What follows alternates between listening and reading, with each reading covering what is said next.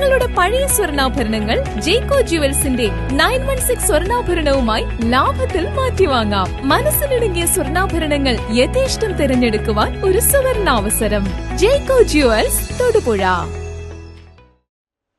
മൂവാറ്റുപുഴ നഗരസഭ പാലിയേറ്റീവ് ദിനാചരണവും ഓസ്റ്റമി ഗുണഭോക്താക്കളുടെ കുടുംബസംഗമവും സംഘടിപ്പിച്ചു. നഗരസഭാ ചെയർമാൻ പി എൽദോസ് ഉദ്ഘാടനം ചെയ്തു. മൂവാറ്റുപുഴ പാലിയേറ്റീവ് സോണിൽ വരുന്ന മൂവാറ്റുപുഴ നഗരസഭ, മൂവാറ്റുപുഴ ബ്ലോക്ക് പരിധിയിലെ പഞ്ചായത്തുകൾ എന്നിവിടങ്ങളിൽ നിന്നുള്ള പാലിയേറ്റീവ് ഓസ്റ്റമി ഗുണഭോക്താക്കളുടെ കുടുംബസംഗമവും മൂവാറ്റുപുഴ നഗരസഭ, മൂവാറ്റുപുഴ ജനറൽ ആശുപത്രി പാലിയേറ്റീവ് വിഭാഗം എന്നിവരുടെ സംയുക്ത നേതൃത്വത്തിൽ പാലിയേറ്റീവ് ദിനാചരണവും സംഘടിപ്പിച്ചു. ടൗൺ ഹാളിൽ സംഘടിപ്പിച്ച പരിപാടി നഗരസഭാ ചെയർമാൻ പി എൽദോസ് ഉദ്ഘാടനം ചെയ്തു.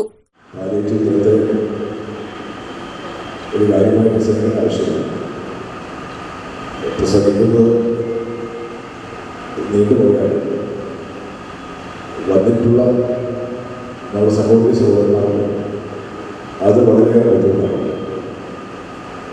കേരളത്തിലെ വിവിധങ്ങളായ മേഖലകളിൽ പാലിയേറ്റീവ് പ്രവർത്തനങ്ങൾ വളരെ ഭംഗിയായി നടന്നുവരുന്ന ഒരു കാലഘട്ടമാണ്.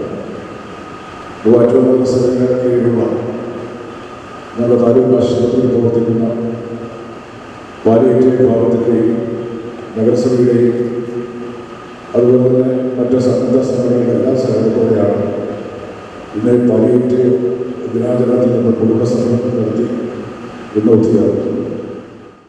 റെഡ് ക്രോസ് മൂവാറ്റുപുഴ ഘടകം ഓസ്റ്റമി ഗുണഭോക്താക്കൾക്കായി നൽകിയ സ്നേഹോപഹാരം ചടങ്ങിൽ ചെയർമാൻ വിതരണം ചെയ്തു.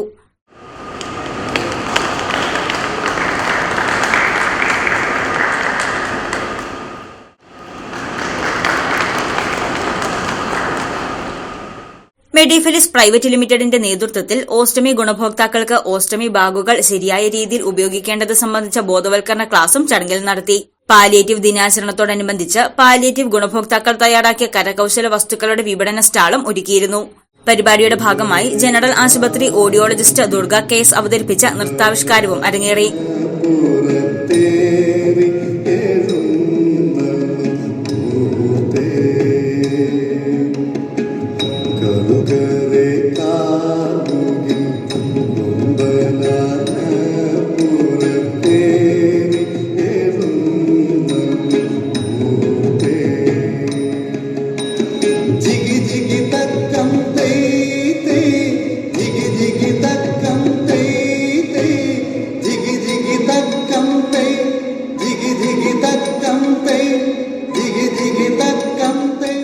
നഗരസഭ ആരോഗ്യ സ്ഥിരം സമിതി അധ്യക്ഷൻ അബ്ദുൾ സലാം അധ്യക്ഷത വഹിച്ച ചടങ്ങിൽ മൂവാറ്റുപുഴ ജനറൽ ആശുപത്രി palliative medical officer in charge doctor Meena Beevi, കൌൺസിലർമാരായ ജോസ് കുര്യാക്കോസ്, രാജശ്രീ രാജു, ജാഫർ സാദിഖ്, രാധാകൃഷ്ണൻ, റെഡ് ക്രോസ് പ്രതിനിധി ജോർജ് എബ്രഹാം, ജനറൽ ആശുപത്രി PRO ശ്രീരാജ് KS എന്നിവർ പ്രസംഗിച്ചു.